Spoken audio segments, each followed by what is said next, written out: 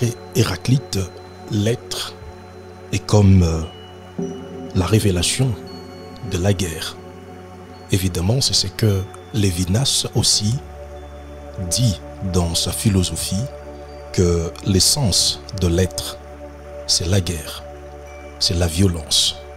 Mais de quelle violence parlent ces savants, ces philosophes? Nous allons voir à travers ces numéros d'aujourd'hui comment l'homme arrive à se créer soi-même. Lorsque vous étudiez l'histoire des prophètes d'Israël, vous allez sans nul doute être sidéré par la multitude de prophètes qui ont jalonné l'histoire des enfants d'Israël.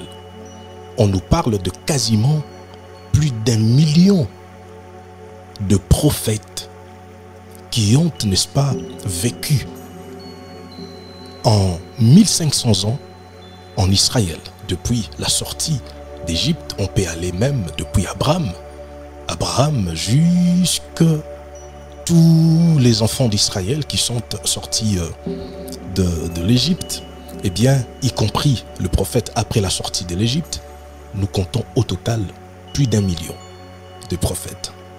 Mais la question que nous nous posons aujourd'hui et que le maître d'Israël se sont posés autrefois est celle de savoir pourquoi tant de prophètes, mais seulement un nombre assez minime nous est parvenu.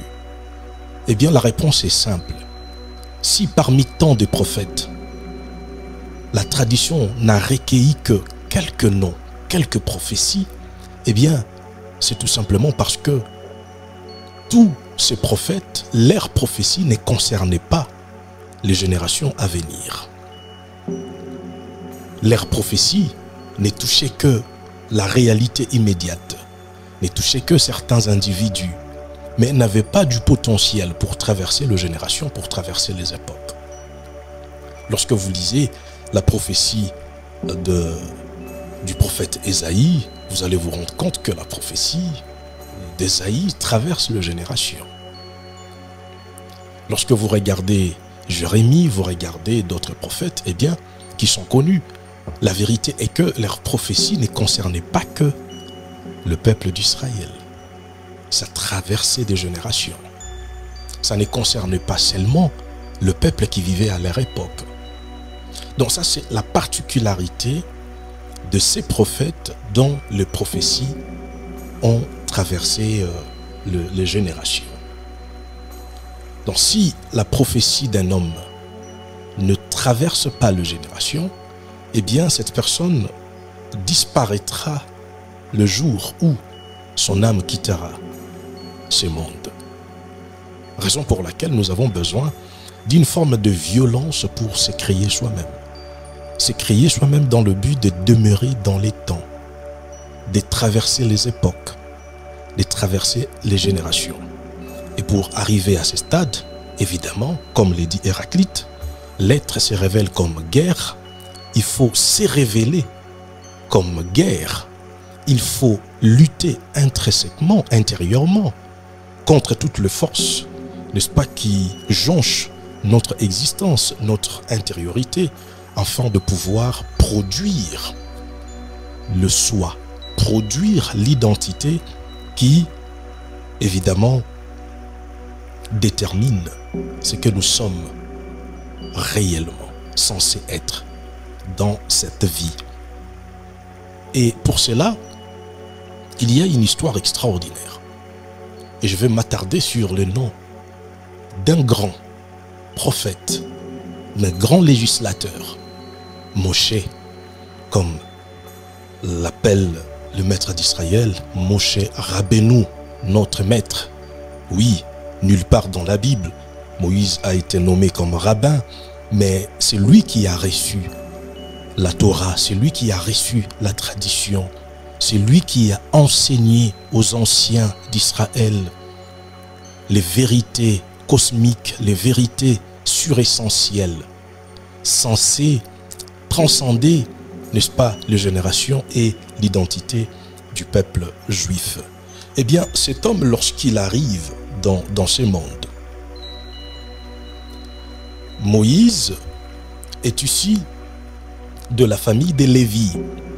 Nous savons déjà que Lévi ne possède absolument rien en Israël. Lévi, c'est quelqu'un qui n'est pas censé posséder quelque chose dans ce monde. Lévi, c'est quelqu'un qui est censé ne pas détenir le bien matériel. Mais c'est dans cette famille-là que Moïse va naître.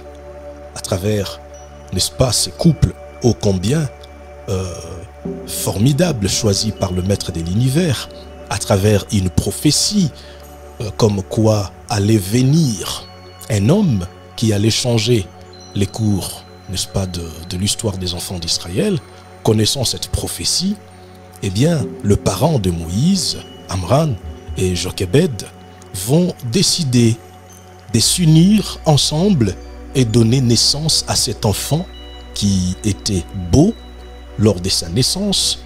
Et puisque l'édit de Pharaon pesait à cette époque sur le peuple hébreu, eh bien, les parents n'ont pas eu le temps de donner un nom à cet enfant qui est venu dans le monde sans nom. Et après un temps, Moïse va être, n'est-ce pas, je dirais pas délaissé, mais on va poser Moïse sur, n'est-ce pas, le jonc, le fleuve. Et bien, à partir de là, Moïse va être repêché, récupéré par la fille de Pharaon du nom de Bithia. Et lorsque cette fille va récupérer Moïse, eh bien jusque-là, Moïse n'a toujours pas de nom. Moïse n'est pas toujours créé. Moïse n'est toujours pas existencié. Mais il vit quand même, il est dans la réalité. Mais son nom n'est pas connu, son identité n'est pas connue. Autrement dit, il n'a pas encore reçu une valeur. Et c'est plus tard, lorsque Moïse sera sévré, que, étrangement, il va recevoir le nom sorti de la bouche des Bithia, c'est-à-dire de l'égyptienne, qui va donner à Moshe ce nom-là. Comme quoi, étrangement, Moïse, ce n'est pas un nom hébreu. À la base, c'est une égyptienne, ce sont des Égyptiens qui ont donné ce nom. Alors, pour comprendre ce nom, lorsque la maman de Moïse va se rapprocher, eh bien, elle va chercher, la famille de Moïse va chercher à donner un sens à ces noms, approximativement en hébreu, parce que nous voyons dans le texte, il est dit que on l'appelle à Moïse, ce qui signifie. Donc, ils ont cherché la signification de ces noms approximativement en hébreu, et ils ont trouvé que cela signifiait celui qui est tiré des eaux. Mais cette identité, ces noms donnés à Moïse, n'avaient pas reçu le souffle d'en haut, n'avaient pas encore reçu, n'est-ce pas, sa valeur, je dirais, prophétique, sa valeur mystique, sa valeur ésotérique. Pourquoi j'insiste sur le mot valeur? Parce que parmi les langues sémitiques, il y a une langue, l'akkadien, qui a disparu, mais la langue sémitique akkadien, le nom, c'est dit chamou. Chamou signifie valeur ou prix. Donc, lorsqu'on parle du nom, on parle du prix, on parle de la valeur. On parle, n'est-ce pas, de fixer, de déterminer, d'acheter. Donc, il y a toute cette amphibologie autour, n'est-ce pas, de ces noms, hein, chamou en akkadien. Donc, j'ai dit, ça signifie prix, valeur, acheter, déterminer, fixer. Donc, lorsqu'une personne reçoit un nom, eh bien, il reçoit un prix, il reçoit une valeur. Lorsqu'une personne est nommée, automatiquement, les noms donnent une fixité un déterminisme, n'est-ce pas, à la personne qui reçoit les noms. Donc, nous voyons que chez les anciens, les noms révélaient déjà la valeur d'une personne. Les noms révélaient, n'est-ce pas, le prix d'une personne. Et Moïse, mystiquement, je dis mystiquement parce que nous allons voir à travers une série d'interprétations ésotériques d'un verset de l'histoire de Moïse dans Exode chapitre 2, eh bien vous allez vous rendre compte que lorsque Moïse va grandir, il sort du palais, lui qui était prince. D'après certains commentateurs, il est dit que Moïse était pressenti comme successeur de Pharaon parce que, eh bien, évidemment, il avait été un jour également soupçonné, n'est-ce pas, de vouloir récupérer le trône de Pharaon, raison pour laquelle, à la suite de sa vie, nous allons voir Moïse comme un bug, quelqu'un qui bégaye. Eh bien, on dit que, enfant, Moïse, Pharaon avait peur de lui, parce qu'il y a certains magiciens qui auraient dit à Pharaon que Moïse voulait récupérer le trône. Et c'est à partir de là que Jéthro, parce que d'après la tradition mystique d'Israël, il y a Job, il y a Jéthro et il y a Balaam. Ces trois grands personnages dans la Bible étaient également des conseillers, n'est-ce pas, de Pharaon. Et c'est Jéthro qui va donner à Pharaon l'idée de placer une braise ardente devant l'enfant pour voir si l'enfant était capable de réfléchir, si l'enfant était capable de discernement. Et lorsqu'on a placé la braise ardente devant Moïse, le feu, eh bien Moïse n'avait pas l'intention de toucher le feu, de prendre la flamme et placer sous sa langue.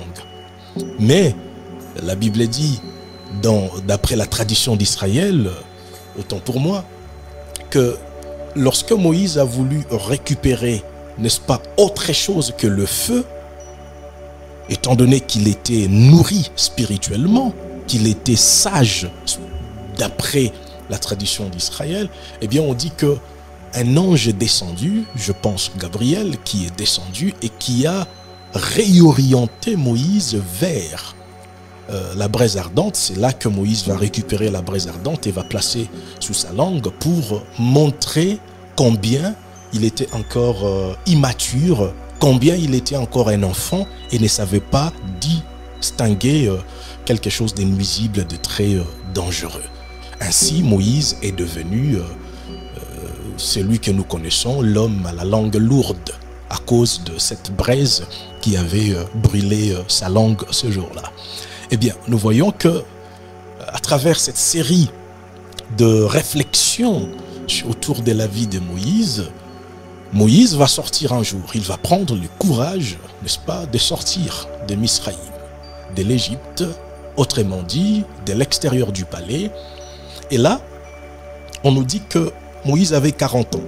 Certes, 40 ans, tel que c'est écrit, d'après le maître d'Israël, il y a des rabbins qui disent que Moïse, à l'époque, il avait 20 ans, et d'autres parlent des 40, évidemment, comme nous le voyons dans le texte sacré.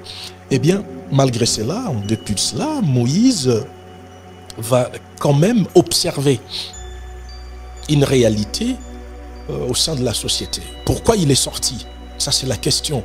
Est-ce qu'il était sorti pour voir les Hébreux? Est-ce qu'il était sorti pour voir les Égyptiens? Eh bien, il y a divers commentaires. Il y a des rabbins qui disent que Moïse, étant donné qu'il était assez mature, eh bien, celui qui supervisait les travaux, il était sorti pour voir comment avancer les activités, les travaux en Égypte, comment les Hébreux travaillaient. Bon, parce que cela n'est pas aussi explicitement écrit, parce que nous voyons simplement dans la Bible, et il est dit qu'il était sorti pour voir ses frères. De quels frères on nous parle? Nous ne savons pas s'il s'agit de frères comme égyptiens, parce qu'il est né, grandi là-bas, il a été élevé, donc des Égyptiens étaient aussi en une partie ses frères. Mais on reste dans le contexte de l'histoire, on voit qu'il s'agissait évidemment des Hébreux.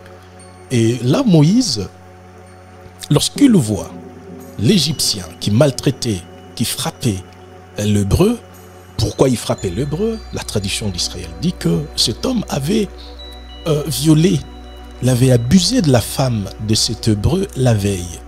Et le jour suivant, il s'est mis encore à maltraiter le monsieur. C'est là que Moïse va trouver cela injuste et va aller droit vers cet homme dans Exode chapitre 2 verset 12. C'est là que la Bible dit, il le regarda de l'autre côté. Le Targum dit que Moïse se retourna et réfléchit dans la sagesse de l'esprit. Et lorsqu'il va réfléchir dans la sagesse de l'esprit, il vit et il comprit, c'est ce que le Targum dit, que dans les générations à venir, dans la vie de cet homme, il n'allait sortir aucun prosélyte. Comme quoi, personne n'allait faire teshuva, personne n'allait trouver la voie, n'est-ce pas, de la foi, de la croyance. Donc, l'ADN de cet homme n'allait pas recevoir, n'est-ce pas, une force, une capacité, comme on le dit aujourd'hui, épigénétique, de pouvoir donner des nouvelles expressions à ces gènes pour pouvoir, n'est-ce pas, changer, n'est-ce pas, la symphonie de son existence. Donc, cet homme était symboliquement un figuier mort. Alors, puisqu'il était ce figuier mort, eh bien, Moïse, ayant vu cela spirituellement, qu'est-ce qui va se produire? Eh bien, il va frapper cet Égyptien. Mais avant de pouvoir rentrer dans les considérations de l'herméneutique ésotérique de Maître d'Israël, j'aimerais que nous puissions nous attarder un tout petit peu sur le mot égyptien. On dit que les enfants d'Israël, ils étaient en Égypte. Et là, Moïse a grandi.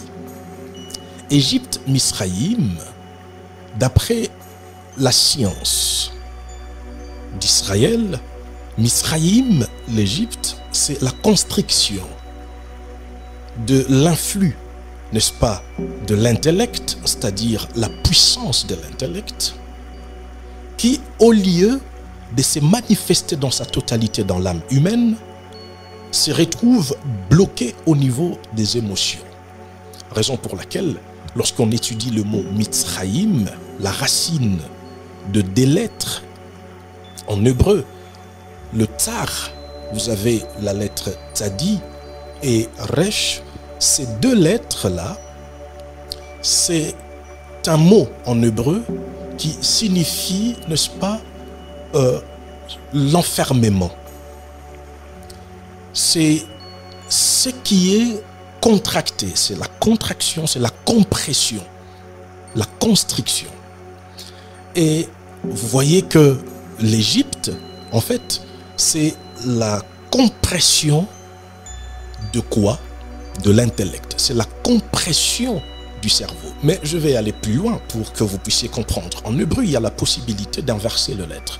Lorsque vous prenez la lettre tzadé et la lettre resh, vous l'inversez, vous quittez la racine du mot Égypte, tar, ou tour, et vous obtenez un autre mot qui est la racine du mot volonté, ratson en hébreu. Donc, l'Égypte, c'est quoi? C'est la puissance volitive, la force volitive qui se retrouve comprimée, compressée dans un environnement donné. Donc, l'homme, étant donné qu'il est créé par le maître de l'univers, androgyne, donc nous avons le masculin et le féminin de l'être. Dans la Bible, on dit que la femme ayant vu le fruit, la femme qui avait vu le fruit dans le Gan Eden, qui a vu l'arbre défendu, eh bien, c'est tout simplement, autrement dit d'ailleurs, la force volitive, voyez, c'est-à-dire notre capacité à vouloir, la volonté, les moteurs même de l'existence. Et cette volonté qui peut aussi être définie comme la force de courir, votre capacité à aller vers la création. Je vais rejoindre ici Henri Bergson, que nous avons vu la fois dernière. Eh bien, c'est aussi une sorte d'élation ou un élan intérieur, un élan créateur. Et cet élan créateur, cette volonté a besoin, n'est-ce pas, d'être dans le mariage avec l'intelligence, avec l'intellect. Donc, on comprend que la femme représente la volonté excessive, c'est-à-dire je veux à tout prix, tandis que le masculin qui est l'homme, eh bien, le mâle, à son tour, représente cette intelligence qui met de l'ordre dans la volonté. C'est-à-dire au sein de tout ce dont on a besoin d'obtenir, je veux acheter une voiture, je vais acheter une maison, je veux réussir ma vie, je vais avoir telle chose, parce que très souvent nous constatons dans la vie de tous les jours, il nous arrive d'avoir au moins 4 chaussures, 5, 10, 20 chaussures, on a 10 maisons, mais on continue. Et voilà le monde dans lequel nous vivons aujourd'hui avec l'expansion du consumérisme. Alors tout ça, ça travaille le côté féminin de l'être. Donc la femme est toujours, n'est-ce pas, poussée vers plus des consommations qui consument malheureusement son existence. Eh bien, au sein de ces systèmes-là, n'est-ce pas, de volonté excessive, eh bien, nous avons besoin de l'intelligence pour recadrer toute chose. Et l'intelligence, c'est le masculin. Et évidemment, c'est ce qui se passe en Égypte. Donc, l'Égypte, c'est quoi? C'est tout simplement une volonté excessive, mais qui, au lieu d'être orientée vers la création du soi, vers la réalisation de l'être, eh bien, comprime. C'est là vers des choses complètement banales, vers des choses qui ne donnent pas à l'homme, n'est-ce pas, la possibilité de réfléchir, d'analyser et d'évoluer complètement. Donc, toute chose qui vous empêche de réaliser votre volonté, qui vous empêche de courir vers votre vie, toute réalité, tout environnement qui vous empêche, n'est-ce pas, d'exprimer correctement ce dont vous avez besoin, eh bien, c'est une forme d'Égypte, mystiquement. Alors, maintenant, Moïse, qu'est-ce qu'il va faire? On dit que Moïse va frapper. Il frappe l'Égyptien. Bon, il frappe l'Égyptien, mais pourquoi il frappe l'Égyptien? Je dis ici, je vous donne une interprétation mystique. Lorsque vous regardez le mot égyptien en hébreu, Mitzraï en hébreu, vous avez quelques lettres hébraïques. Nous savons tous que l'alphabet hébraïque est consonantique, ce qui veut dire qu'il n'y a pas de voyelle. Pourquoi? Parce que Dieu est voyelle, c'est Dieu qui est voyelle. Et ces lettres, puisque c'est Dieu qui est voyelle, eh bien c'est Dieu qui donne le souffle à ces lettres, à ces textes. Sans l'esprit, sans le souffle, eh bien les lettres vont rester mortes parce qu'elles sont déjà au départ consonantiques. Et nous voyons la formation, n'est-ce pas, du nom Mitzraï, l'Égyptien, en hébreu. Et Mitzraï en hébreu s'écrit avec les lettres Mem, Tzadé, Resh et Yod, Mitzraï. Et lorsque vous regardez ces lettres, vous allez vous rendre compte qu'il y a dans le milieu de chercheurs spirituels, que ce soit en islam, que ce soit chez les Hébreux, eh bien il y a une forme d'interprétation qui permettent, n'est-ce pas, d'étudier le texte en profondeur, en faisant, n'est-ce pas, de corrélation avec d'autres mots à travers la valeur numérique.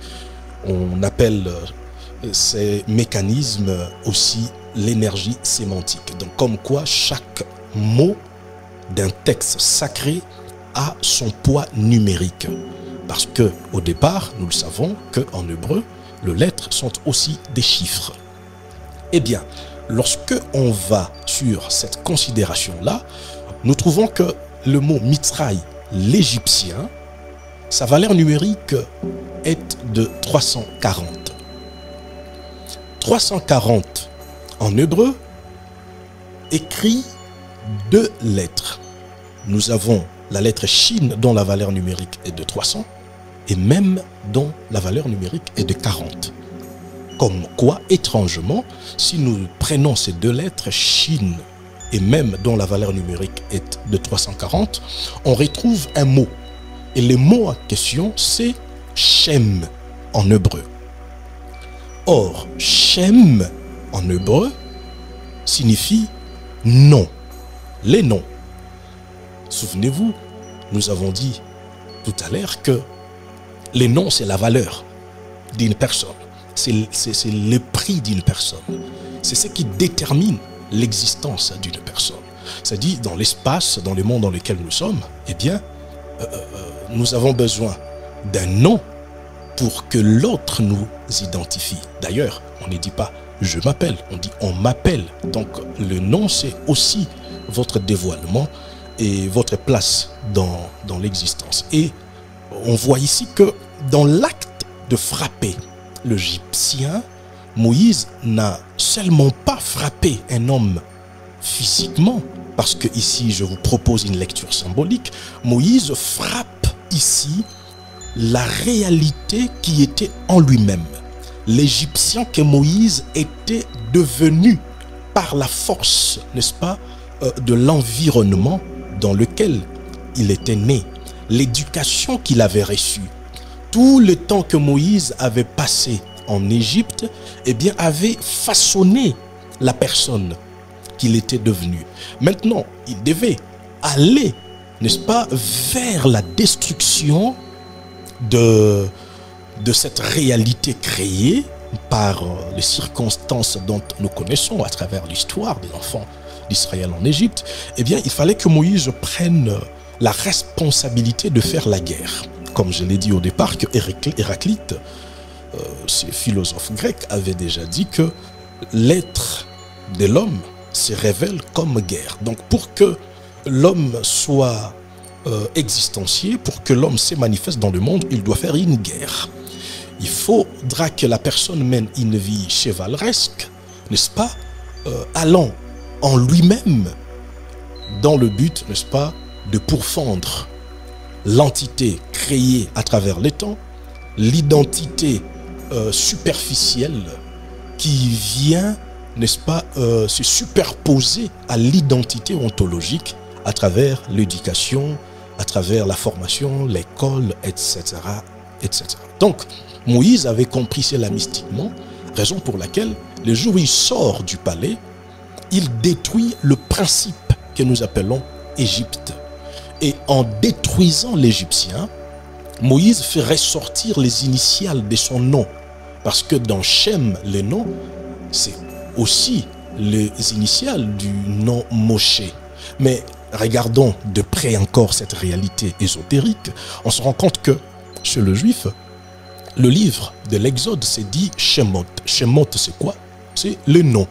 Mais nous dit le maître d'Israël, il ne s'agit pas des noms des enfants d'Israël, quoique le chapitre 1er nous énumère les noms des enfants d'Israël qui étaient descendus en Égypte. Mais les mystiques juifs vont très loin pour dire non, non, il ne s'agit pas de noms des enfants d'Israël. Quand on dit que ce livre se nomme Shemot, eh bien c'est tout simplement parce que c'est les livres qui révèlent des noms des dieux. Et nous voyons le plus grand de tous les noms, le tétragramme, qui sera révélé à travers l'histoire de Moïse. Lorsque Moïse va rencontrer le buisson ardent, eh bien, la voix, eh bien, dira à Moshe, mon nom c'est Yod et Vav et, qui n'est pas forcément un nom comme on le verra plus tard. Donc, Moïse fait ressortir un chapitre de sa vie. Et juste par le fait de tuer l'Égyptien, c'est-à-dire cette force qui empêchait Moïse et les enfants d'Israël potentiellement à s'émanciper, eh bien Moïse va ressortir toute la destinée des enfants d'Israël ces jours-là. Parce que si vous regardez de près les valeurs numériques qui vont suivre, eh bien vous allez vous rendre compte que j'ai dit 340, c'est Mitzraï, c'est l'Égyptien. 340, c'est les noms. Shem, les noms, des dieux. D'ailleurs, on dit en hébreu Hachem pour ne pas citer le nom de Dieu. Et si vous allez plus loin, vous avez aussi le mot Sefer, n'est-ce pas? Les livres, vous avez Safar, vous avez Séphira. Donc, tous ces mots, les livres, les nombres ou les chiffres, ou, n'est-ce pas, les séphirotes, le centre très énergétique ou les attributs des dieux, tout ça, la valeur numérique, eh bien, de 340. Donc, les livres, Sefer en hébreu, la valeur numérique est de 340. Safar, le nombre ou les chiffres, c'est évidemment 340. Et vous allez dans le Séphiroth, etc. Donc, nous avons ici le projet, n'est-ce pas, des dieux pour les enfants d'Israël et pour l'humanité. Donc, le destin de Moïse en tant que libérateur des énergies qui étaient cachées dans le monde, autrement dit, libérateur du livre de la pensée des dieux, eh bien, c'était ce jour-là enfoui dans Mitzraï, l'Égyptien. Donc, il fallait frapper l'Égyptien pour ressortir son nom, les noms des dieux. Il fallait frapper l'Égyptien pour sortir le livre, pour sortir la tradition mystique des enfants d'Israël, les séphirotes. Fallait sortir le chiffre ces jours-là. Donc vous voyez que ces mystérieux moments de la vie de Moïse étaient fatidiques et déterminants. Comme quoi l'homme a la responsabilité, n'est-ce pas, de créer à travers une discipline austère son devenir. Donc si Moïse était resté, n'est-ce pas, ces jours-là dans le palais, s'il n'avait pas pris en main sa responsabilité de tuer l'identité confortable, parce que tout en étant considéré comme égyptien, Moïse avait le privilège de devenir prince en Égypte. Cependant, dans le projet des dieux, dans la préscience des dieux, cela n'avait pas du tout été prévu comme cela. Donc Moïse devait mourir, mais mourir à travers la mort, n'est-ce pas, de cet Égyptien. Donc vous voyez que ici, nous voyons Moïse qui va ressortir toute la matrice de ces grands projets de la création du peuple d'Israël à travers ces lettres. Donc, l'Égyptien, c'est la matrice. Ce qui bloque ton devenir, ce qui t'empêche de s'émanciper, c'est la matrice, n'est-ce pas, de ton devenir. Il va falloir décomprimer, n'est-ce pas, ce qui empêche que ton intelligence traverse ton cerveau. D'ailleurs, quand je parle de traverser ton cerveau, je fais allusion ici mentalement à la lettre Resh, Resh qui constitue, qui forme le mot Mitzraïm. Resh, c'est la tête. Donc comme quoi l'homme, pour avoir accès à son cerveau, n'est-ce pas, à son intelligence, eh bien il est censé dominer, n'est-ce pas, cette constriction qui empêche que l'intellect s'émancipe, s'ouvre et se développe. D'ailleurs, vous êtes sans ignorer que notre époque aujourd'hui traverse des remous, de ressac, de reflux, à travers, n'est-ce pas, l'exploitation de l'attention aujourd'hui. On travaille beaucoup plus les côtés émotionnels de l'homme, on attise les émotions dans le but, n'est-ce pas, de provoquer des envies et enrichir le capitaliste de ce monde. C'est pourquoi vous devriez faire très très attention, parce que nous nous retrouvons malheureusement aujourd'hui comme enfermés en Égypte, c'est-à-dire dans un univers où l'intelligence dérange la société, où la plupart des personnes se retrouvent massifiées, abruties à travers le média, à travers certains enseignements. Donc l'Égypte, c'est tout ce qui vous empêche, n'est-ce pas, d'exploiter pleinement votre identité. Et c'est à vous que revient cette responsabilité. La responsabilité, eh bien, d'aller en guerre contre ces entités. Parce que être, nous dit Lévinas, c'est toujours être violence. Lévinas le dit clairement, je reprends. Être, c'est toujours être violence.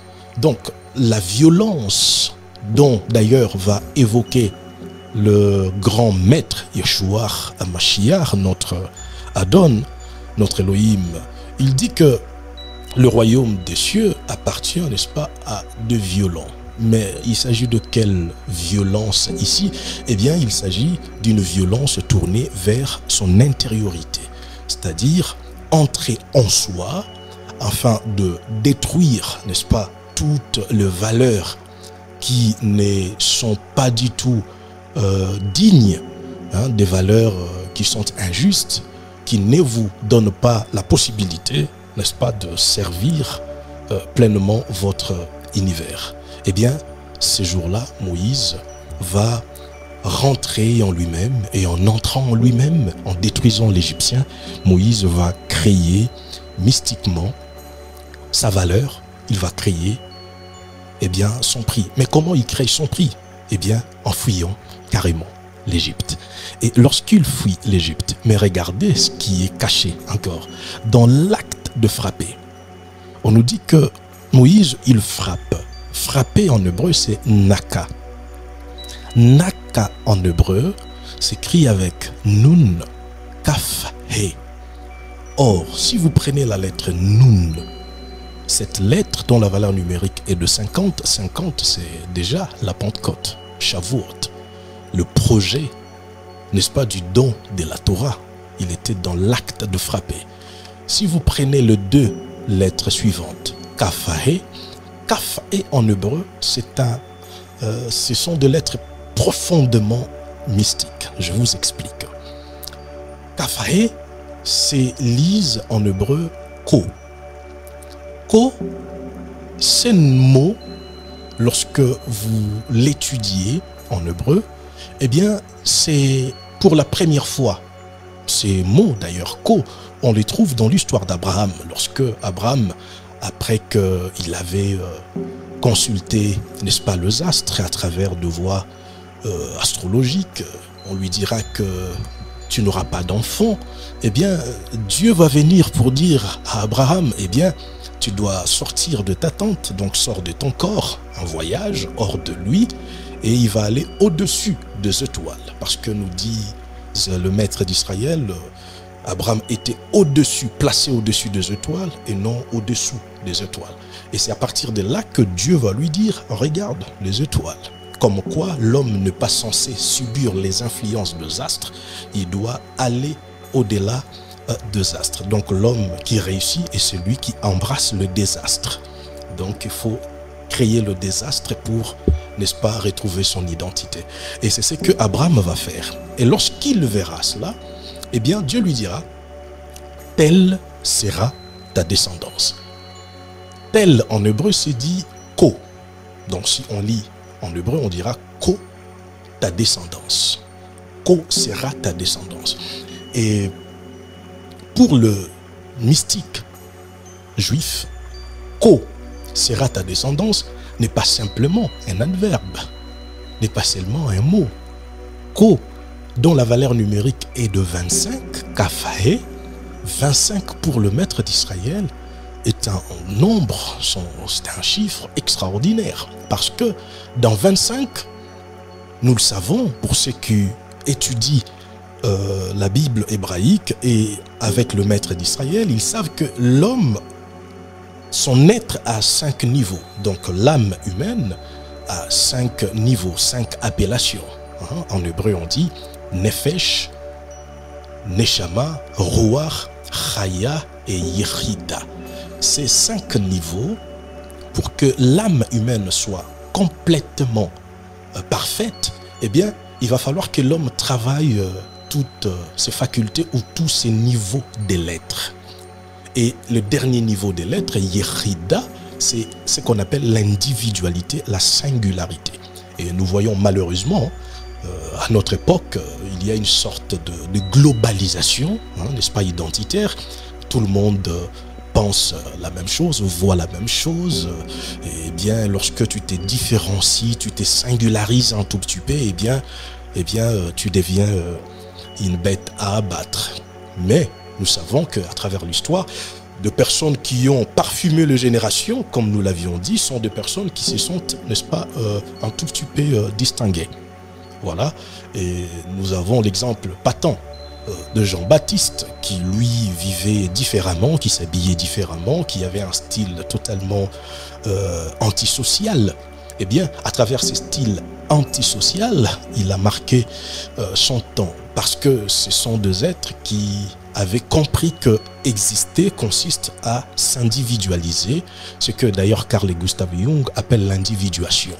Donc il faut arriver à ce stade où la création de votre singularité. Maintenant, si on regarde ces 5 niveaux, vous multipliez 5 fois 5, vous avez 25. Donc pour le maître d'Israël, ils ont compris une chose. Ils ont compris que puisque l'âme a 5 niveaux, pour réaliser le premier niveau, le nefesh, l'âme animale, n'est-ce pas, il va falloir travailler le 5 niveaux du nefesh. Donc comme quoi, chaque niveau a 5 niveaux intérieurs. Et en travaillant sur le 5 niveaux de chaque compartiment, eh bien, l'homme devient un être complètement réalisé. Maintenant, dans les contextes, quand Dieu dit à Abraham, tel sera ta descendance, pour le maître d'Israël, ils ont directement déduit que Isaac, lui, n'avait pas besoin de faire ce travail de profondeur. Pourquoi? Parce que son nom, c'est déjà Ko. Sa valeur numérique était déjà de 25. D'ailleurs, pour votre gouverne, lorsque Dieu demande à Abraham de ligoter, de lui donner son fils, dans l'histoire de la ligature d'Isaac, nous voyons que lorsqu'ils arrivent, n'est-ce pas, au bas de la montagne, Abraham va dire à son serviteur Eliezer de rester avec l'âne, l'animal, parce qu'il fallait faire un travail de profondeur, l'animal devait rester pour monter spirituellement. Il dit, moi et l'enfant, nous irons jusqu'à la montagne, en hébreu c'est Ko, donc moi et l'enfant, Ko à la montagne. Donc comme quoi, Abraham avait évoqué les noms mystiques d'Isaac, autrement comme s'il voulait faire un clin d'œil à Dieu pour dire, tu me demandes Ko, tu me demandes quelqu'un de réalisé déjà, dont le 25 niveau était atteint. Eh bien, lorsqu'il va aller en gravissant la montagne, en méditant sur les promesses, eh bien, la puissance de l'intention, la puissance de toutes les promesses de Dieu concernant sa vie et qu'on appelle Isaac, eh bien, va faire en sorte que l'animal, le bélier, va apparaître pour ne pas être substitué, remplacé et laisser la vie d'Isaac sauve. Donc, comme quoi, Moïse, en tuant l'Égyptien, il a ressorti le 25 niveau de l'âme des enfants d'Israël. Il a sorti cette identité mystique des enfants d'Israël. Donc, le 25 niveau de l'être, l'âme incarnée d'Abraham, qui devait former le peuple juif, était confiné dans, n'est-ce pas, la synthèse de l'Égyptien. Et lorsque Moïse va détruire l'Égyptien, je vous ai dit, il sort les livres, il sort les lettres, il sort les chiffres ces jours-là, mais aussi il sort l'âme mystique, la singularité des enfants d'Israël, la singularité identitaire. Et ce qui est bizarre, lorsque vous lisez le mot Naka en hébreu, frapper, si vous inversez le lettre Nun Kafae, vous avez Kohen. Si vous placez la première lettre Nun à la fin, vous avez Kohen, le prêtre. Donc même le sacerdoce était enfoui dans l'Égyptien. Donc il fallait tuer l'Égyptien pour ressortir les sacerdoces. Donc le résumé de la Torah, le résumé mystique des enfants d'Israël se retrouve dans la mort de l'Égyptien. Et ce jour-là, Moïse va également être créé. Donc la création de votre identité passera toujours, n'est-ce pas, par la destruction du phénix. Et c'est à travers les cendres de la destruction, de la dissolution, que vous allez sublimer votre existence. Je continuerai avec cette pensée la prochaine fois. Todaraba, ici Arav Abir Nodie Zabili. Ciao.